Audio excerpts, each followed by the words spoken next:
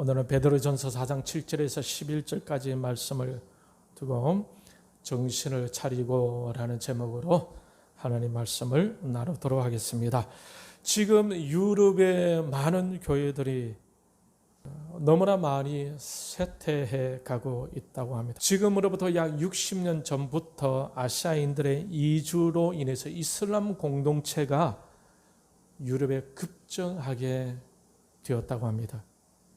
그러면서 그들은 예배 장소를 요구하기 시작했었습니다. 이런 기사가 나온 때가 2007년도였어요. 그렇게 되면서 사용하지 않는 교회 건물들이 이슬람 사원이 되기도 하고, 브리스톨 성폴 교회 건물은 고개사를 양성하는 스커스탄 학교가 되고, 네덜란드 암스테르담의 파라다이스 교회는 클럽으로 바뀌었다고 합니다.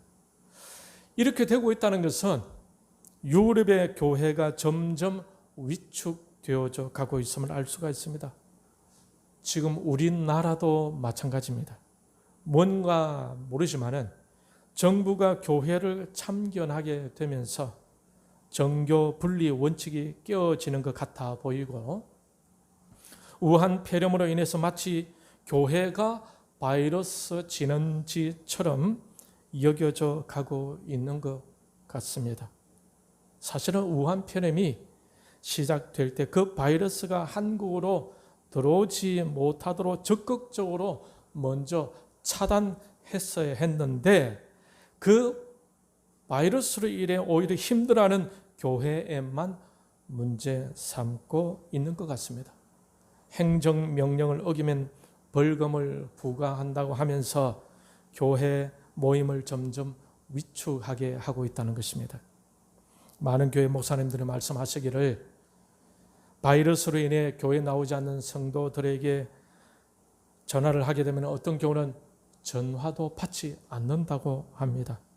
어떤 교회들은 교회 문을 아예 폐쇄한 경우도 있지 않습니까? 이런 가운데에 경제 살리는 것에 신경 쓰는 것도 바쁠 텐데, 동성애 법안, 포괄적 차별금지법 법안을 통과시키려고 애쓰고 있다라는 것입니다. 동성애를 성경에서 죄라고 하고 있는데, 그래서 죄라고 하는 교회를 혐오 세력으로 규정하고자 하는 것입니다. 우리 기독교 입장에서 보게 되면은 성경적인 근거로 동성애에 대한 것뿐만 아니라 사이비 이단 종교의 비성경적인 교리 부분을 비평할 수 있는, 비판할 수 있는 표현의 자유, 종교의 자유를 위축시키는 차별금지법 입법 문제는 교회 입장에서 볼 때에 정말 위험스러운 것이다 라는 것입니다. 차별금지법에 대한 법안이 통과한 영국에서는 저번에 말씀드린 것처럼 제임스 맥도넬 목사가 이슬람은 사탄의 가르침이다 라고 설교를 하면서 언급했다가 기소되는 일이 있었습니다. 우리나라에서도 차별금지법이 입법화된다면 설교 중에 다른 사이비 이단에 대해서 비판했다고 소수 종교에 대한 차별과 혐오로 인지되면서 처벌 대상이 될 수도 있다라는 것입니다. 위험스러운 일이죠. 이처럼 반기독교 단체들이 교회를 혐오 세력으로 낙인 찍는 일들이 일어나고 있습니다. 교회를 공격하는 거죠. 그런데 이러한 반기독교 단체들이 교회 밖에서만 일하는 것이 아니라 이젠 교회 안으로 침투하고 있다는 것이 지금 우리가 당면한 실제적인 문제라는 것입니다.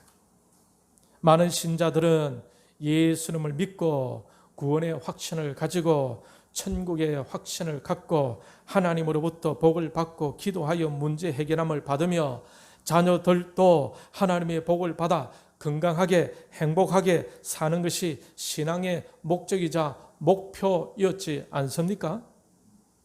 그러고 있는 사이에 반기독교 단체들의 사상들이 교회의 복음주의라는 옷을 입고 침투해 왔고, 그 사상에 물든 젊은 사람들이 교회를 개혁한다고 하면서 기존 교회에 대한 권위를 무너뜨리고 있다라는 것입니다. 이러한 위험스러운 일이 한때는 우리 고신의 SFC 학생 신앙 운동에까지 영향을 미쳐서 많은 문제들이 있기도 했었습니다. 이런 반기독교적인 어떤 이런 운동을 하고 있는 그 단체 중에 한 단체가 있는데 청어람이라는 단체입니다. 이 단체는 김동원 목사님이 심호하셨던 높은 뜻 숭이교회라는 교회가 있는데, 이 교회에 속한 소그룹으로 시작했었습니다. 그러다가 그 교회에서 2010년도에 독립하게 됩니다. 이 단체는 스스로가 복음주의에 기초한 단체라고 소개하고 있습니다. 하지만 개신교 주요 교단에 속한 교회를 부패 세력, 근본주의에 빠진 혐오 세력으로 규정하고 있습니다. 그러면서 좌파적인 시대 정신에 부합하는 동성애를 옹호하고 이것들을 교회 개혁의 방향이라고 제시하면서 기독교 젊은 사람들에게 동성애를 확산시키고 있다는 보고가 있습니다. 동성애에 대해서 도덕적으로, 보건적으로, 신학적으로 비판하게 되면 그것을 혐오의 표현으로 규정하는 것입니다.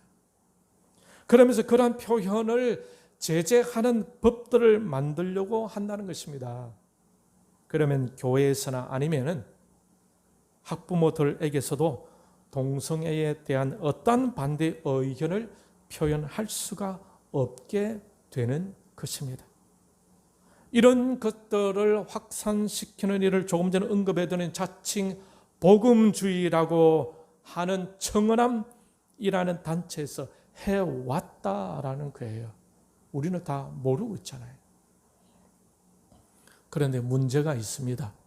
이런 청어람이라는 단체가 좌편향 정치 활동과 연대를 하고 있다라는 거예요. 청어람은 2008년도부터 광우병 정치 선동에 참여하고 제주 해군 기지 반대 운동, 반미 활동 등 좌편향 정치 운동에 적극적으로 참여해 왔다는 것이에요. 그리고 같이 연대하는 단체들을 보게 되게 되면은, 여러분 잘 들어보십시오. 교회 개혁 실천 연대, 기독 청년 아카데미, 성서 한국, 기독교 윤리 실천 운동, 복음과 상황, 이런 단체들이 있다라는 것입니다. 이런 단체들이 이름을 들어보면 신자들이 아무런 의심 없이 접할 수 있는 그런 단체로 보인다는 것이 문제인 것입니다. 그런데 또 연결되는 단체가 있습니다. 그것은 여러분도 아마 이름 들었을 텐데 아름다운 마을 공동체, 여러분 들어보셨죠? 아름다운 마을 공동체입니다. 박 전 서울시장도 서울시 예산의 막대한 세금을 이 공동체에 지원하기도 했었습니다. 그런데 문제는 이 아름다운 마을 공동체의 핵심 인물로 알려진 최아무개 씨, 이 사람의 행적을 보게 되면 2005년 1월 1일에 아내와 함께 북한으로 들어갔었다고 합니다. 그곳에서 찍은 사진을 보게 되면 아내와 찍은 사진 뒷배경에 21세기 태양 김정일 장군 만세라는 글귀가 선명하게 보인다는 것입니다. 이 마을의 구성원들이 대한민국 군대에까지 침투하고 의식화 공작을 하며 김일성 찬양 고무 활동을 펼치면서 처벌받기도 했었습니다. 이들은 교회 청년부와 선교 단체들까지 영향력을 확대해 가고 있다라는 거예요. 이 아름다운 마을 공동체에서 훈련받은 청년들은 뉴스 엔조이라는 기독교 신문사에 들어가서 활동하게 된다라고 합니다. 결국에는 종북 성향의 단체와 연계하면서 비록 복음주의 색채를 입었지만 그 내용과 방향은 종북 성향이 되어 간다라는 것입니다. 우리는 아무것도 모르고 있는데 그냥 복받아서 행복하게 산다고 우리 자식들 잘 되게 해달라고 기도만 해왔는데 사회가 이렇게 뒤집어져 가고 있다라는 거예요. 우리는 그저 하나님 은혜 속에서 행복한 삶을 꿈꾸고 있었지만은 이처럼 복음주의라고 자칭하는 단체들이 연대를 이루어서 교회 안에 젊은 사람들의 신앙을 교란하여 교회를 개혁한다고 하면서 교회의 권위를 무시하고 교회를 해체해 가고자 하고 있다라는 것입니다. 이러한 영향을 받은 많은 신자들은 자신들도 모르죠. 그들의 영향을 준 그 실체가 뭔지를 몰라요. 그저 교회 개혁해야 하지 않겠나? 그래서 되겠나? 라는 이 소리만 듣고 그런 것 같아서 같이 활동하는 거죠. 그렇게 교회를 개혁한다고 부르짖는 자신들 보면서 참 대견하다고 생각해 왔겠지만 실은 이러한 성향은 이미 1917년도 소련 볼셰비키 공산화 혁명 때부터 공산혁명의 연속선에 있다라는 사실을 모르고 있다라는 사실입니다. 지금 우리나라에 들어와서 이슈가 되고 있는 동성애 문제도 이미 1917년 이후에 공산화 전략 속에 들어있던 것입니다. 그러한 성혁명이 1920년도에 벌써 남노당 총책이었던 박헌영에게도 영향을 준 사상이다라는 거죠. 그 좌파 속에서 이런 사상이 알게 모르게 흐르고 있다라는 것입니다. 동성애 문제가 합법화되면 언젠가 여러분의 자녀들, 손주들이 어느 날 남자 며느리를 데리고 와서 소개시킨다고, 여자 사위를 데리고 와서 소개시킨다고 할 때에 그걸 반대하게 되면은 차별금지법으로 여러분이 벌금을 내거나 감옥살이하게 될 수도 있다라는 것입니다. 요즘 젊은 사람들은요, 동성애를 주장하는 것이 마치 깨인 지식인처럼 보일는지 모르지만 가만 생각해 보게 되면은 그 문제가 가정의 혼란을 가져다 준다는 거예요. 가족이 끼어진다는 것입니다. 에이즈 성병을 일으키게 된다는 거예요. 교회와 나라에도 그 영향으로 혼란에 빠질 수 있다라는 것입니다. 이렇게 되면 이 나라, 이 가정이 어떻게 되겠습니까? 쇠퇴해 갈 수밖에 없는 것입니다. 1968년도에 프랑스 68 혁명으로 성혁명이 일어나면서 프랑스 나라가 쇠퇴해져 갔습니다. 그래서 재물어난 사람은 68 혁명은 프랑스 자살길의 시작이었다라고 했습니다. 우리 신자가 하나님의 은혜 속에서 풍요로움을 누리고 있을 동안 마귀는 한시도 쉬지 않고 신자의 공동체를 해체하고자 애써 왔다는 것을 잊어서는 안 되는 것입니다. 그렇다고 동성애자들을 미워해서는 안 되겠죠. 그들을 오히려 사랑하고 그들이 하나님께로 돌아와서 성경적인 질서 속에서 하나님의 은혜를 누리며 회복해 갈 수 있도록 그들을 주님께로 이끌어 주어야 한다라는 것입니다. 아무튼 지금 이러한 상황 속에서 본문을 통해 우리에게 주어진 메시지는 정신을 차려라 라는 것입니다. 같이 따라하겠습니다. 정신을 차려라. 정신을 차려라. 7절 말씀 보면 같이 읽겠습니다. 시작. 만물의 마지막이 가까이 왔으니 그러므로 너희는 정신을 차리고 근신하여 기도하라.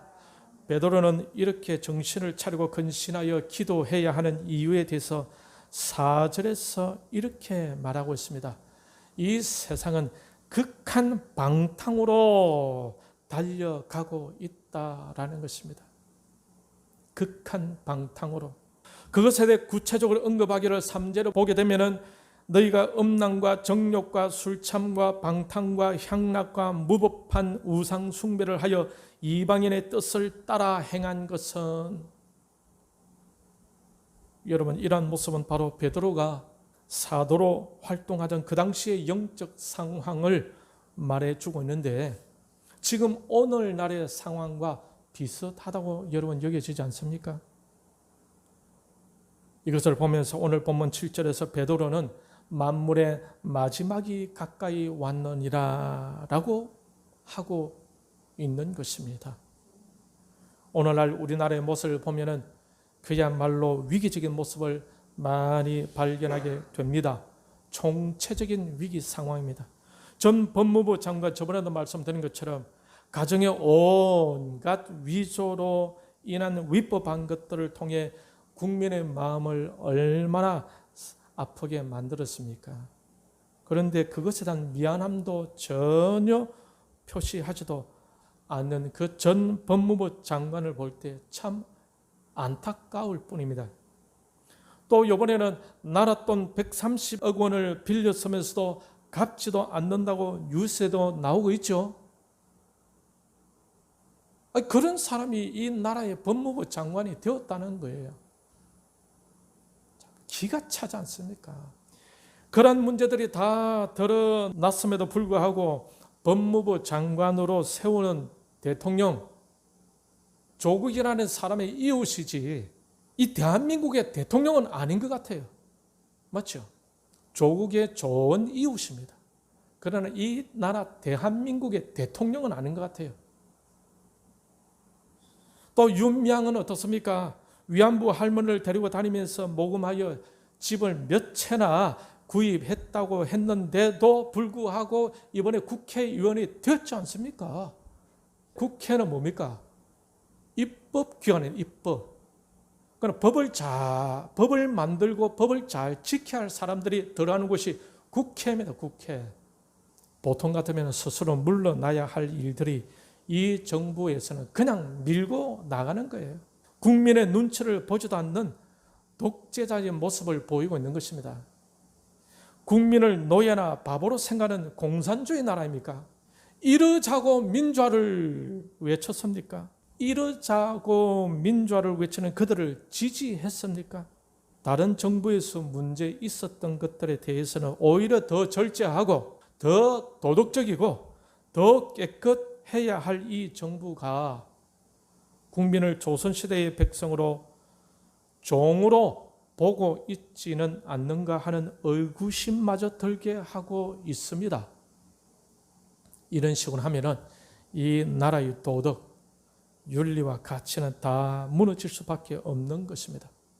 이것은 공산주의 나라에서나 들을 수 있는 이야기가 아닐까요?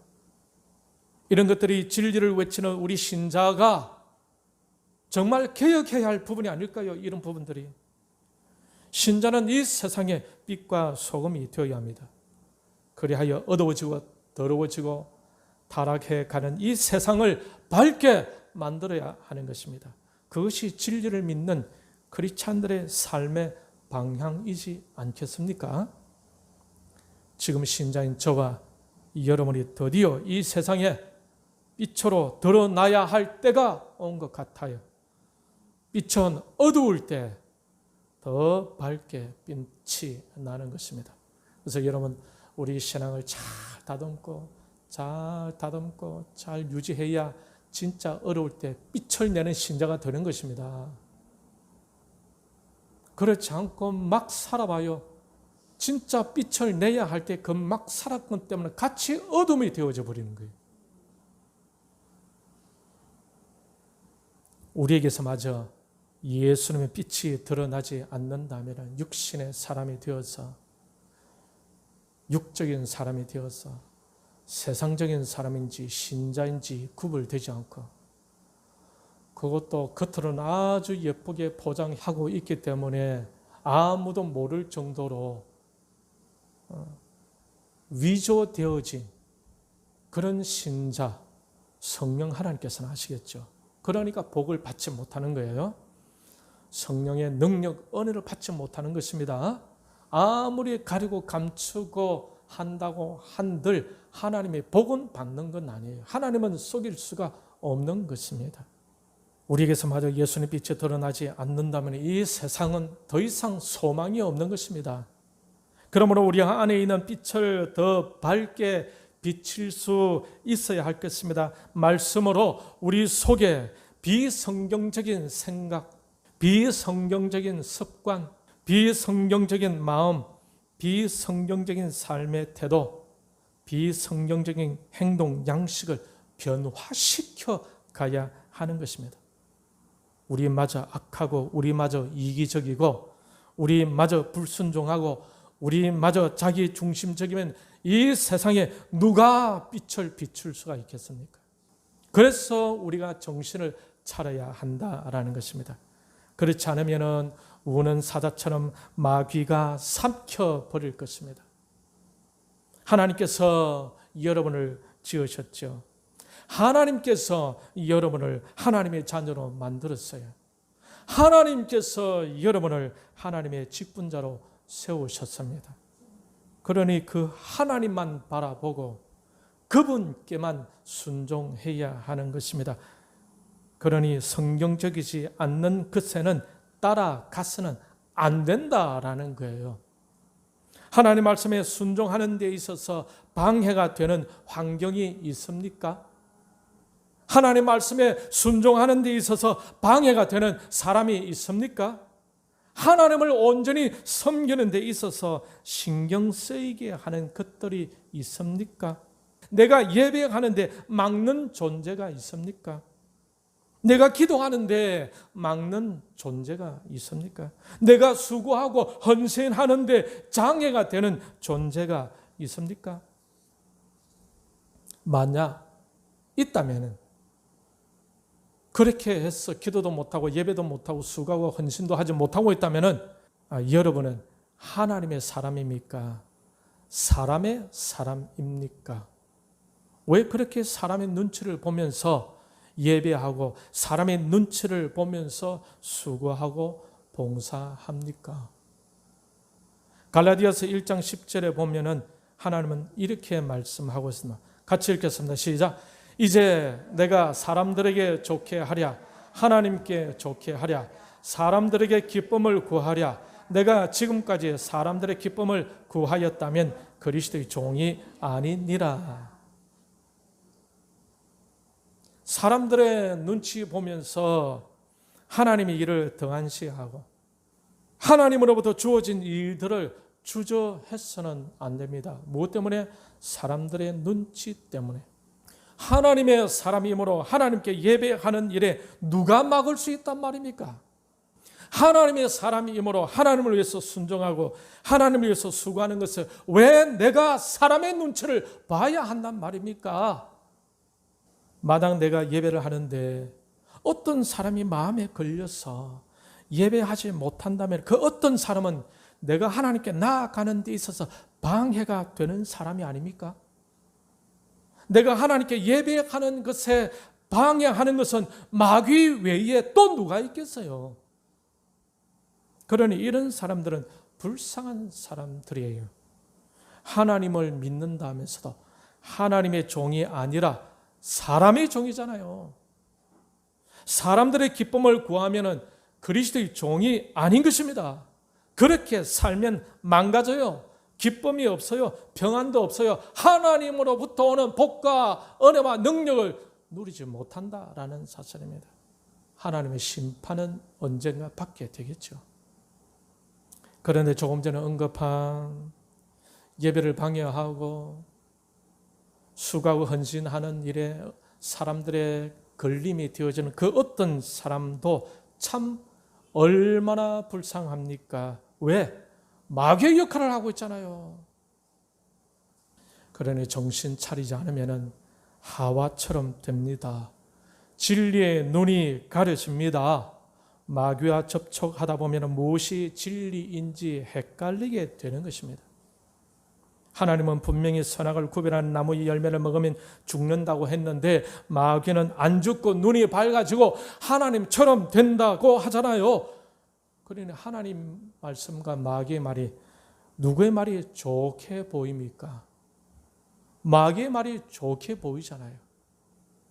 그러니 말을 듣고 좋게 들리면 한 번 더 조심해야 하는 것입니다. 좋게 들려도 하나님께 순종하는 것에 걸림이 되면 그것은 마귀의 소리입니다. 아무리 좋게 들려도 하나님을 위해 수고하는 것을 하지 못하게 하면 마귀의 소리예요. 아무리 좋게 들려도 서로를 미워하게 하고 시기 질투하게 하고 분열하게 하고 권위를 없인 여기게 하고 허물을 덜추게 하고 화를 내게 하고 수군되게 하고 교만하게 하면 그것은 마귀의 소리인 것입니다. 신자들인 우리도 모르는 사이에 복음주의의 탈을 쓰고 교회에 침투하여 교회를 개혁한답시고 동성애를 옹호하고 낙태를 합법화하면서 교회의 도덕과 윤리, 성경에서 말씀하고 있는 진리를 왜곡되게 만들고 있는 어둠의 세력을 분별해야 하는 것입니다. 정신을 차리지 않으면 같이 죽게 됩니다. 그때 되면 도덕도 사라지겠죠. 권력을 가지면 국민을 짐승으로 보고 본인들은 온갖 죄를 범하면서도 국민을 법으로 옳아매려고 할 것입니다. 이것이 절대적 권리를 가지게 되면 절대적으로 부패하게 된다는 논리인 것입니다. 이렇게 되게 되면 전체주의, 공산주의가 되는 것입니다. 논리상으로 공산주의가 오면 참 좋을 것 같죠. 그런데 공산주의는요, 세계 역사적으로 볼 때 이미 실패한 이념이에요. 인간 때문에 안 되는 거예요. 인간 때문에. 죄성을 가진 인간 때문에 완전한 공산주의는 오지 않습니다. 지금 우리나라는 도덕이 무너지고 가치가 무너지고 있습니다. 이때 신자인 우리는 정신을 차려야 한다라는 겁니다. 극한 방탕의 환경 속에서 진리를 찾아서 그 진리를 쫓아가야 한다는 것입니다. 마지막 때를 살아가는 성도 여러분, 정신 차립시다. 십자가 앞으로 나아가 성령으로 부셔져야 합니다. 성령으로 회개해야 합니다. 그리하여 성령으로 변화되어져야 하는 것입니다. 지금은 정신을 차리고 근신하여 기도할 때입니다. 그리고 사랑해야 할 때입니다. 우한폐렴 바이러스로 인해서 지금 다시 기승을 부리고 있는데 사회적 거리를 두게 되고 그러다 보게 되면은 성도 간의 교제가 약해지게 되겠죠. 그러면서 사랑의 열심도 식어지게 되는 것입니다. 이때 베드로를 통해 주신 하나님의 말씀은 우리에게 경종을 울리는 것 같습니다. 8절에 보면은 무엇보다도 뜨겁게 서로 사랑할지니 사랑은 헛한 죄를 덮느니라. 사실 사랑도 내 마음대로 되는 것이 아닙니다. 성령께서 역사해 주셔야 합니다. 그래서 여러분 사랑을 원하시는 분들은 그냥 사랑하지 말고 성령 앞에 나아가서 성령으로 변화받아야 되는 겁니다. 성령의 지배를 받아야 되는 거예요. 성령의 불을 받아야 되는 것입니다. 그냥 까칠까칠 기도만 왔다 갔다 한다고 되는 게 아니에요. 성령 속에서 완전히 지배받아야 성령의 사랑이 흐르는 것입니다. 그러면서 교회를 위해서 헌신하고 봉사에 문제가 안 생겨요. 성령의 사랑이 흐르지 않으니까 문제가 생기는 것입니다. 그래서 우리는 이 사랑을 뜨겁게 하기 위해서 성령의 충만을 받아야 한다라는 것입니다. 성령의 역사는 말씀과 기도를 통해 일어나게 되죠. 하나님의 나라를 강렬히 사모하는 마음에서 일어나게 됩니다. 어려운 이때에 뜨겁게 사랑할 수 있는 우리가 되기를 바랍니다. 할렐루야.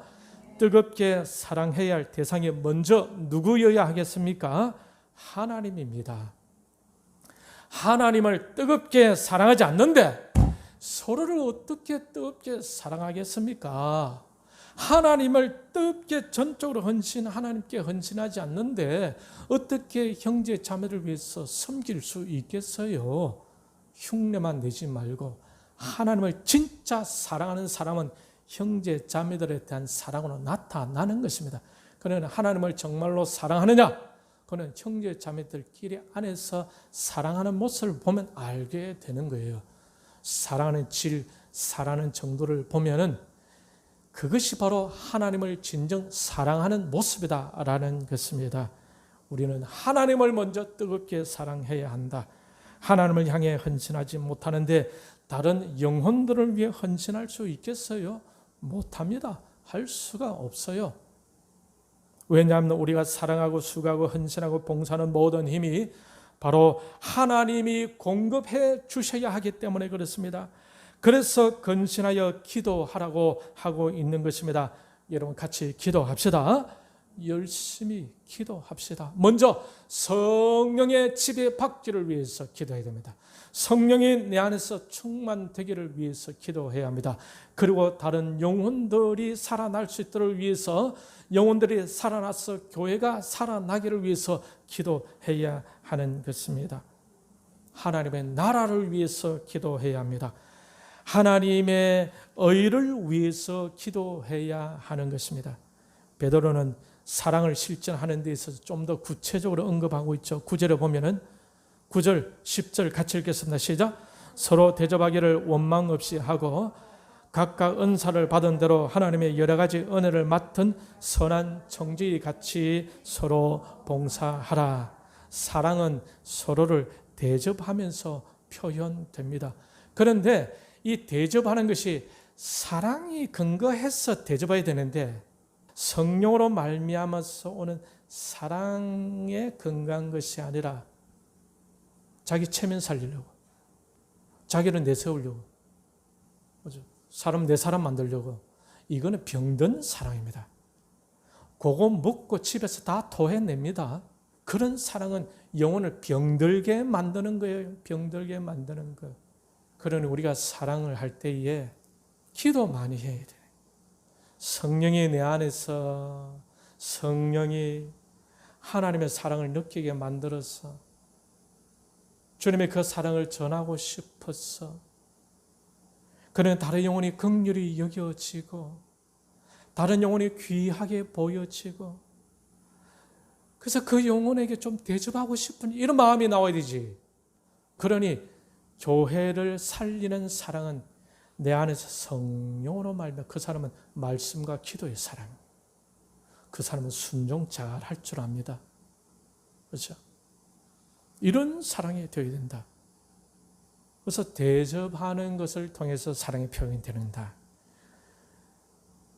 그런데 이 대접하는 것도 형편이 되어야 할 수 있죠. 형편이 되는데 마음 없으면요, 아무리 부자라도 안 내놓습니다. 돈 많은 사람 무섭다잖아요. 그래도 돈 없어도 하나님의 사랑이 속에서 우러나면 다 내놓아요. 교회를 건축을 한다 이럴 때, 건축헌금할 때 뭐 있는 사람이 낸답니까? 아니에요. 네. 할머니들, 가난한 사람들, 구역구역 구해놓은 사람들, 그죠? 그 사람들이 오직 하나님의 은혜만 바라보고 하나님의 능력만 바라보고 그래 모아놨던 그런 사람들 건축헌금만 다 내놓는다. 마음이 없으면요, 돈 있어도 안 내놓습니다. 안 내놓아요. 사랑도 마음 없으면 안 나온다니까. 마음 없으면 대접 못해요. 그래, 대접하는 마음은 하나님이 주신 마음이에요. 할렐루야. 내가 좀 대접하고 싶은 마음은 하나님 주신 마음이에요. 그런데 대접을 할 때 형편이 안 되는데 억지로 하면 안 된다라고 성경 말씀하고 있어요. 우리 성도님들은 그것도 이해를 해야 됩니다. 아시겠죠? 네. 그래서 원망 없이 하라고 단서를 붙이고 있다 이 말입니다. 이 말은 대접한다고 너무 무리하게 하지 말라 이 말입니다. 지금 형편은 안 되는데 그러다 하나님께서 뭐 할 수 막 주셔서 하면 할 수 없어요. 형편이 안 되는데 마음의 갈등 속에 있어서 너무 무리하게 하지 말라는 것이에요. 그리고 주위에서 볼 때에 그 개인의 마음을 모르고 함부로 판단해서 욕해서는 안 된다는 거예요. 아시겠죠? 그 형편이 있겠지. 그래서 기쁨으로 대접할 수 있을 정도로 너무 무리하지 않게 섬겨라 라는 것입니다. 할렐루야. 그래서 마음으로 하나님을 섬기는데 마음으로 섬기고 싶어서 섬기는 그걸 또 내가 못하는데 막 욕해서는 안 되겠죠. 나는 못하는데 왜 니는 하노? 하지마. 이라 하면 안 된다라는 거예요. 그래서 성경은 뭐라고요? 원망 없이 해라. 원망 없이. 그리고 은사를 받은 대로 서로 봉사해야 한다고 하고 있습니다. 어떤 사람은 가르치는 은사를 받았죠. 어떤 사람은 섬기는 은사를 받았습니다. 어떤 사람은 일하는 은사를 받았습니다. 그 받은 은사대로 서로 봉사하면 된다라는 거예요. 그러니 은사대로 봉사하면 되는데 시기하고 질투하고 미워하고 해서는 안 되겠죠. 자기가 받은 그 은사대로 감사하면서 봉사하면 되는 것입니다. 그러면서도 성령의 지혜, 다른 영혼을 배려하는 이 눈도 가져야 된다 이 말입니다. 그러면서 자기는 안 하면서 받은 은사대로 수고하고 봉사하는 것을 시기하고 질투하고 미워하면 안 된다라는 것입니다. 그런데 수고하면서도 잘난 체 하면 안 되겠죠. 교만했어도 안 됩니다. 내 아니면 누가 하랴. 그런 생각 가지면 안 됩니다. 그렇죠? 그러면 하나님 앞에서 죄를 범하고 교만죄. 그렇죠? 우리는 어떤 사람입니까? 하나님으로부터 은혜 받은 사람이잖아요. 우리의 모든 죄 용서함을 받았잖아요. 사망에서 생명으로 옮김을 받았죠. 또 귀한 직분도 받았죠. 웬 은혜입니까? 이게 웬 은혜예요? 우리는 이미 많은 은혜를 받은 사람입니다. 그렇기 때문에 감사해서 주를 위해서 헌신하고 봉사하는 것 아닐까요? 그래 내가 헌신하고 봉사한 거 가지고 내 주장, 나를 함부로 해? 일할 수 있습니까? 만약 우리 장로님, 권사님들이 그러다 그 신앙이 헛방인 거예요. 뭐 거기서 무슨 그 영적인 그 우러나오는 하나님의 은혜를 그 옆에서 경험할 수가 있겠습니까? 그런데 인간인지라 때론 그런 마음이 들 수 있을 때가 있어요. 그래서 인간이지. 그래서 예수님의 십자가 보혈이 필요한 존재가 아니겠어요? 그러니 교만할 필요가 없는 거야. 그러니 내가 대단하다고 할 이유가 전혀 없는 거예요. 내가 이렇게 봉사하고 헌신하는 것은 다 하나님의 은혜를 받아서 감사해서 그 은혜에 보답하는 차원으로 하는 것이란 겁니다. 그렇죠? 우리는 이미 많은 은혜를 받은 사람들이다. 그래서 수고하고 봉사하고 섬기고 대접한다라는 것이죠. 이러한 은혜를 경험한 자는 교만하지 않습니다. 잘난 체 하지도 않습니다. 모든 것이 다 하나님의 은혜이기 때문입니다. 하나님의 은혜를 맡은 선한 청지기인 줄 알기 때문에 그래서 선한 청지기다라는 사실을 알아야 됩니다. 따라합시다. 나는 선한 청지기일 뿐입니다. 회장도 아니고 사장도 아니고요. 아무것도 아니에요. 하나님의 큰 은혜를 받았어. 하나님께서 나에게 주신 직분, 선한 청지기. 청지기는 언젠가는 주인의 다 셈을 할 때가 옵니다. 그때를 생각하고 항상 겸손하게 나에게 주어진 그 일, 하나님 보는 가운데서 최선을 다하면 되는 거예요. 그러니 은혜 받은 자는 항상 겸손하게 되겠죠. 그리고 섬기는 마음을 갖게 됩니다. 무엇을 위해서? 첫째는 하나님을 위해서, 둘째는 다른 영혼들을 배려하는 것을 위해서. 그러나 여러분 섬기는 것도요. 그 영혼을 위해서. 그 영혼에 지금 위가 탈이 나는데 가자. 오늘 복날에 삼계탕 먹으러 가자. 속이 안 좋아서 가자. 속이 안 좋아서 가자니까 삼계탕 복날 지 기분으로 먹이려고 되겠어요? 그 배려하는 게 아닌 거예요. 그거는 영혼들을 생각할 줄 모르는 자기만 생각하는 자기 프라이드, 자기 욕구만 채워요. 그렇죠? 병든 모습. 우리는 어떻게 해요? 영혼을 배려하기 위한 거죠. 영혼을 배려. 신자의 목표는 무엇입니까? 결국에는 영혼 구원하여 그 영혼 잘 양육해서 제자 만드는 것 아니겠습니까? 내 자녀 귀하게 보는 것처럼 다른 영혼을 귀하게 보아야 하는 것입니다. 이것이 하나님의 은혜 받은 자의 모습이고 이것이 선한 청지기의 모습인 것입니다. 그러니 그 곁에 더 머물고 싶지 않겠습니까? 그래서 11절에 나온 말씀대로 말을 할 때도 하나님 말씀을 하는 같이 하게 되는 거예요. 어떤 사람들은 아무렇게나 명령절하고 가르치려고만 하고 터집 잡으려고만 하는 경우가 있지 않겠습니까? 그 사람 삶으로 배우게 해야 되는데 입만 살아가지고 삶으로 본이 되어서 배우게 해야 되는데 말로만 하는 그런 경우가 있다라는 거죠. 그런데 진정으로 하나님의 은혜를 경험한 사람들은 그렇지 않아요. 왜? 영혼을 배려하고 섬기는 마음, 긍휼히 여기는 마음을 가졌으니 말과 모든 것들이 달라요. 항상 남을 먼저 생각하게 되고 남의 마음을 배려할 줄 알게 되고 그래서 그 말씀에서도 사랑과 온유함이 섬해져 있는 것입니다. 그러면서도 진리가 그 사람의 행함을 통해 드러나게 되는 것입니다. 그래서 하나님의 은혜를 경험한 사람들은 말에서나 일을 할 때라도 항상 하나님을 의지하고 하나님을 신뢰하기 때문에 하나님께서 공급해 주시는 힘으로 하게 되는 것입니다. 이럴 때 하나님의 영광이 드러납니다. 이럴 때 우리에게서 빛이 나는 거예요.